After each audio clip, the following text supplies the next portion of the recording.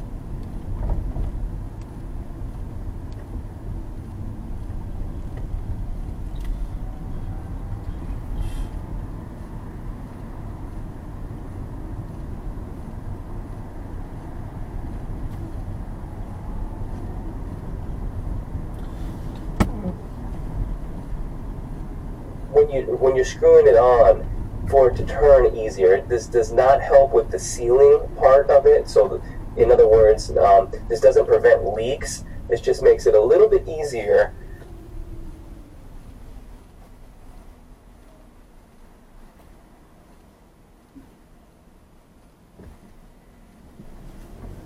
To screw it on. And then we'll put our nut on first. That little guy, which is where it seals right there. This is a brass ferrule. Then this thing, make sure it's all the way seated. Tighten this nut clockwise. And because I know my hose is coming over here, I'm not going to keep it straight up and down. I'm going to leave it at an angle like that so my hose can go straight in. My flex connector will go straight into it. Now we need 2 crescent wrenches, one here and one here, to do the final tightening up of the angle stop.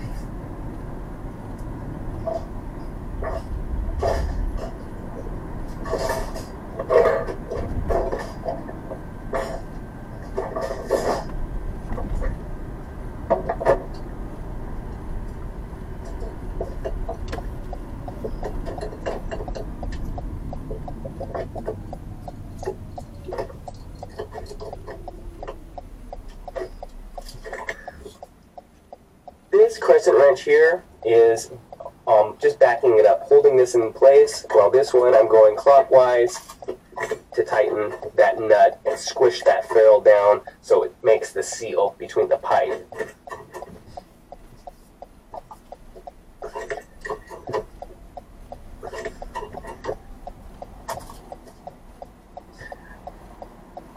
Okay, I got it pretty tight. What you want to do is make sure that's in the off position and you're ready to get the water back on for your whole house so your wife doesn't yell at you. One point that I want to make is the angle stop here, I forgot to mention, is on the hot side always. When you're dealing with a dishwasher, it's always going to be the hot, and the hot should always be on the left side. If you're facing your setup here, the angle stops on the right side are the cold ones, and on the left side is the hot ones. But you should, if you're not sure, you should connect it up and verify that this is hot, because dishwasher requires the hot water to really thoroughly clean the dishes. So remember to connect the angle stop to the hot side. Okay, so the next step is to remove any shipping protection stuff that came with the dishwasher. In this case, there's some wood on the bottom. Each and every dishwasher is different. Sometimes it's just plastic or styrofoam type stuff, but this one they've got some wood attached to the bottom. This is why it's important to read the directions, because all these dishwashers are slightly different. So now we've got some bolts right here that we're going to have to unscrew.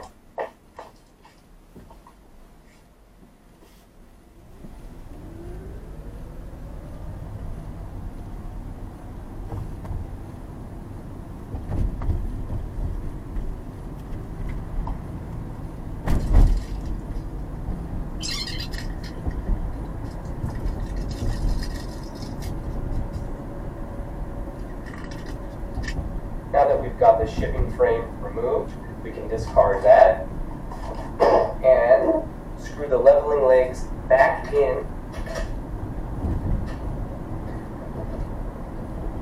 And you want to go pretty far in, about half an inch from the frame, I would say, on all of them. And we'll level it perfectly once the dishwasher is in place.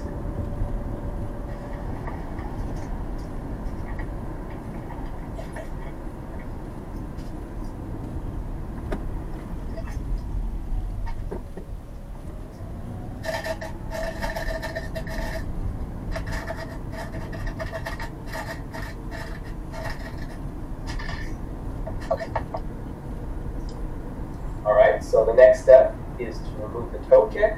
The toe kick is just this black piece of metal right here, and that's done by a 1/4 inch nut driver or a Phillips head screwdriver on this model, which is pretty common. One screw there.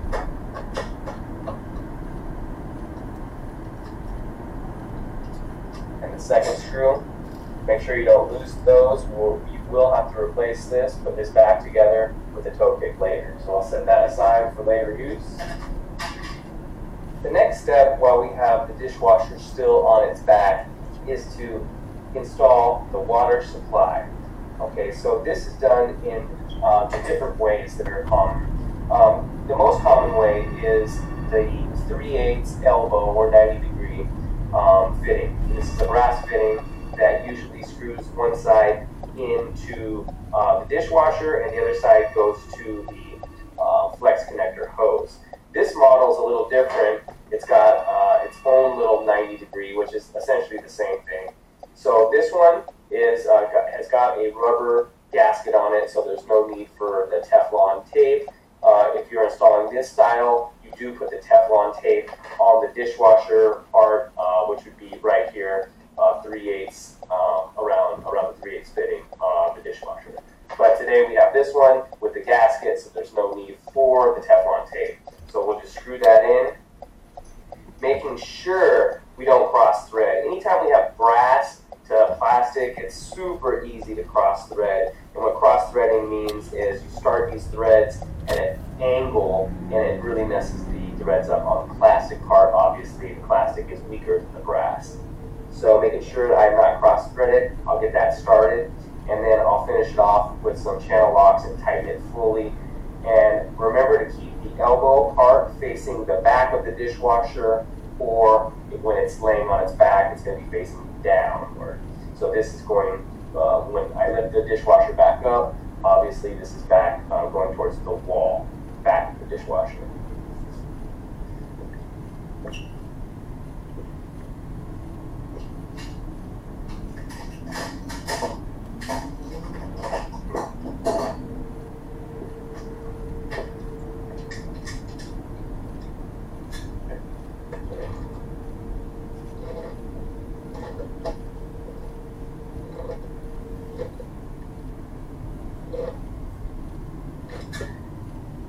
You want it snug, but don't over tighten it. It's just plastic here, this could break. Okay, so once that's in, we're ready for our next step.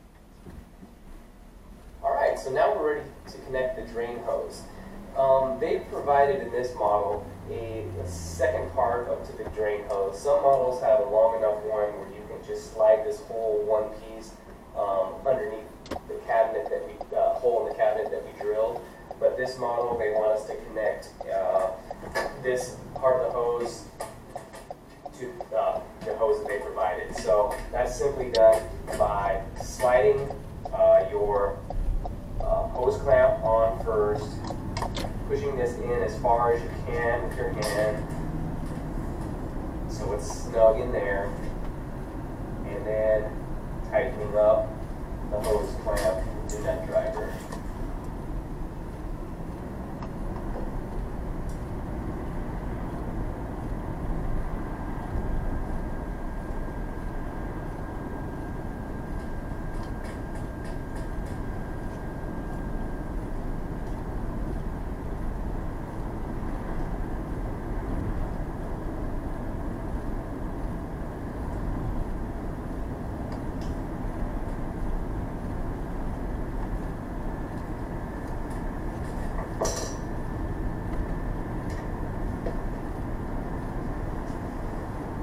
So the next step is to get your water supply, which is our 3/8 hose. This is a 3/8 flexible braided stainless steel hose by 72 inches on this one.